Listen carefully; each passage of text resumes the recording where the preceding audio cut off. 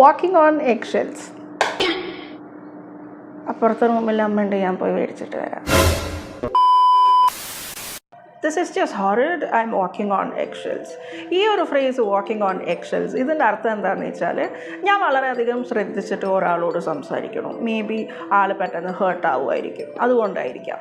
അതല്ലെങ്കിൽ ഇതൊരു സിറ്റുവേഷനാണ് where I am being very careful. ഞാൻ എന്ത് ചെയ്യണോ അത് ഞാൻ വളരെയധികം ശ്രദ്ധിച്ചിട്ട് ഞാൻ ചെയ്യണം. Because the reaction or the response might be very intense and not the way I planned or like it. ഇന്ന് കറണ്ട് പോകാനുള്ള എല്ലാ സാധ്യത ഞാൻ കാണുന്നുണ്ട് കേട്ടോ. So this is a situation where you are being very careful about what you say or what you do, because maybe the person will get hurt or maybe the response will be too much. If you want to speak English like a natural, keep following me.